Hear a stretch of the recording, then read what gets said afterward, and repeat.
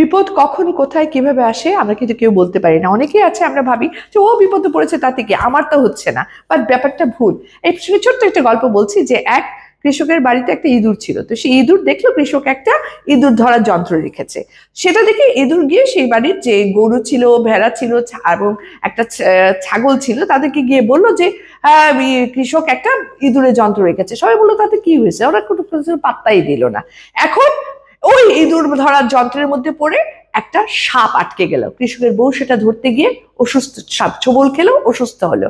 পরবর্তীতে অসুস্থ বউকে দেখতে যারা আসছিল তাদেরকে খাওয়ানোর জন্য কৃষক তার গরুটাকে জবাই করলো। পরবর্তীতে বউর যখন চিকিৎসা হচ্ছে না তখন সে তার ছাগলটাকে জবাই করে সেখান দিয়ে সেই মাংসটা বিক্রি করে টাকা জোগাড় করলো।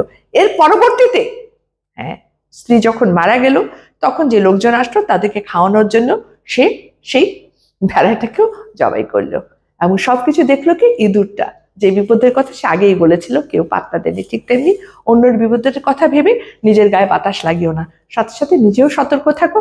কারণ ইয়েস, বিপদে হাত পা নেই, অতএব সতর্ক থাকাটাই সবচেয়ে বড় বুদ্ধিমত্তা।